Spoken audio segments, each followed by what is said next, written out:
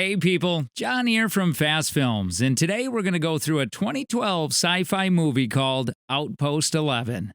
The movie begins with a man named Albert listening to some military message transmissions over the radio and jotting them down. Later on, we see a soldier called Commander Mason aiming at a hare through his sniper rifle scope and hitting it. As he proceeds to pick up his hunt, he's attacked by some sort of explosive which knocks him to the ground. At the base, Albert still tries to make sense of the message from the radio when an odd whirring sound causes him to quickly drop the radio. He immediately notices a light bulb in front of him blinking and goes to inspect it. Meanwhile, a loud blaring sound wakes up a superior named Corporal Graham from his sleep.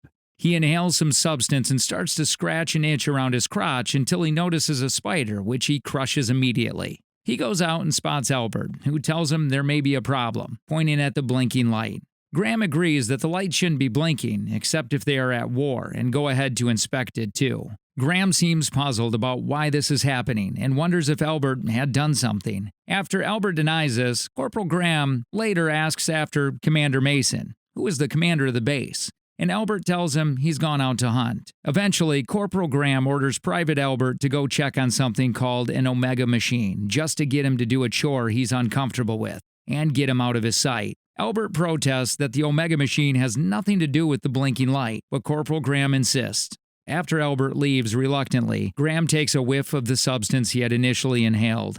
Later on, we see Albert reluctantly heading into an enclosed area to check on the Omega machine. Meanwhile, Commander Mason steps into the base and Corporal Graham follows protocol and points a gun at himself as protocol. Commander Mason tells him to not be so serious and tells him what happened to him during his hunt. Commander Mason asks Graham what has happened that day, and Graham tells him that there's an electrical fault with the light, which interests the commander. Commander Mason asks after Albert, and Graham tells him he had sent him to go check the Omega machine. So Mason immediately goes to help him, being aware of why Graham had sent him there. Immediately, Graham spots a sore on his hands. In the Omega machine room, Mason goes to meet Albert, who he finds cowering in the corner. Mason tries to cheer him up and relieves him of the duty. He orders him to go prepare a great dinner like the last time. Outside the Omega machine core, Albert informs Graham that Commander Mason is checking the machine and he has been ordered to continue dinner. Albert goes to inspect the hare Mason had brought and starts to prepare it. Late at night, we see Graham, Mason, and Albert sitting for dinner. Graham doesn't let Albert eat much because he thinks so little of him. Later on, after they had eaten, Mason accuses Graham of being unkind and orders him to be kind to Albert from now on. In the next scene, we can see Albert furiously scratching an itch, and Mason comes to help him. After this, we see Albert writing down a series of cryptic messages he picks up over the radio again. He goes to inform Graham, who corrects him for disturbing him. Graham also corrects him for not writing the messages in proper document. Graham continues to speak terribly to him. Graham later chases him away to continue intercepting enemy transmissions. Meanwhile, Graham goes to read the content of the document that interests Albert, who keeps looking at him.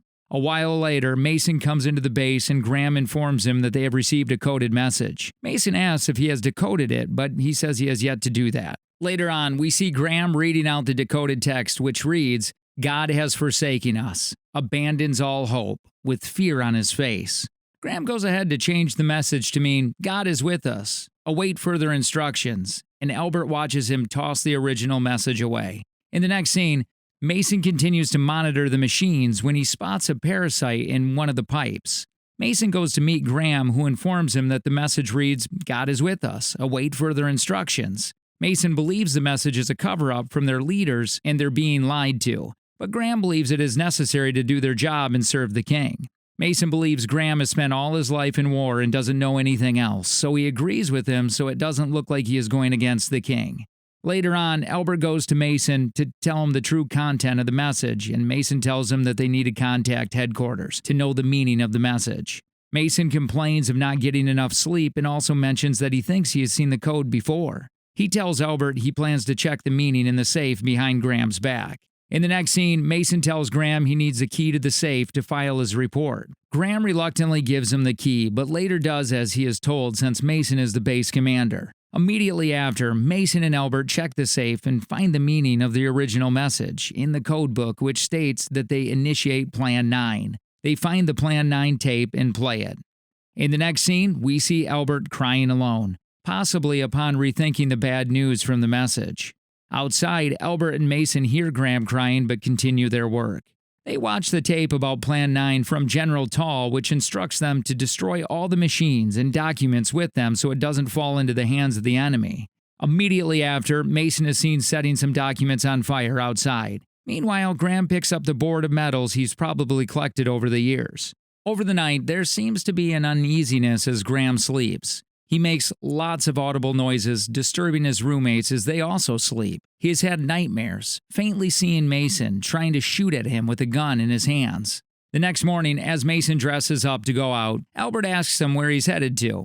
He tells him he wants to go see an old friend, Cranley, as he'll be able to help them out concerning the transmissions they have been getting. Mason tells Albert to tell Graham that he is out for hunting. This is because he doesn't trust Graham, thinking he's different from them. As Mason leaves, Albert searches the office and finds a wild spider under one of the tables and tries to kill it. Graham later calls Albert to help him in getting the past record from the files and that he should not be sleeping all the time. As he gets Albert to do this, he hears a message over the radio, apparently from the headquarters, that they are led to believe that Albert is going to sign into the Prussian Spider Alliance and that Graham should be wary of losing him to side with the insects. They tell him to watch Albert closely as the fate of the king relies on Graham. Later, Graham asks Albert where Mason is. He tells him that Mason is out hunting. He is weary of this as he sees that the temperature is very cold for him to have gone into the snow. Albert hopes that he is all right. Graham notices a wound on his wrist but wades it off. He then gets served a plate of food and sees that it contains a spider as meat. Instead of eating, he throws it on the floor and shoots it repeatedly since he doesn't like spiders. He then tells Albert to clean it up. Mason on his journey sees a man who has been fiercely attacked and is now headless. Along the line, Albert gets called on by Graham to come outside as he sees something strange. They both grab their guns as they try to aim at what Graham saw. They both look outside and see nothing. Albert questions him, thinking he must be seeing things, and he gets sent into the engine room by Graham to set the core as punishment. Albert pleads not to be sent to the machine room, but Graham curses at him.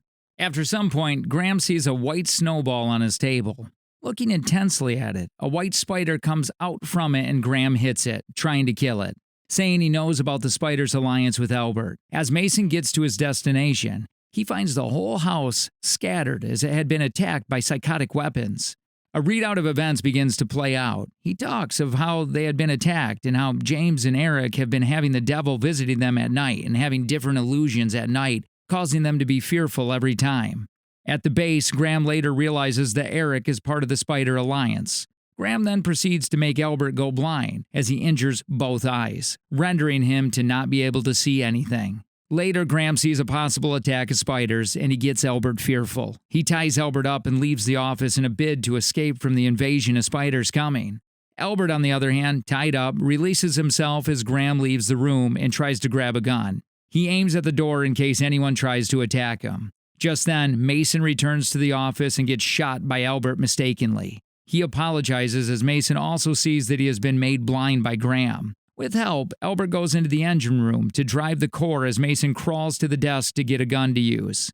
Just then, Graham walks through the door and Mason points the gun towards him in an attempt to take him out for doing damage to Albert's eyes. Coming closer, he realizes that Graham's body has changed into one that looks like a beast. Seeing this, Mason finishes him off, taking himself out. Afterward, the whole station begins to shake, with Albert in the engine room. Graham comes to drag him out of there and calls out his name. Moments later, he adjusts the core, and just then, there's an explosion. In the last scene, we see Graham and Mason play a game as they sit across from each other. They both talk about their roles in the war.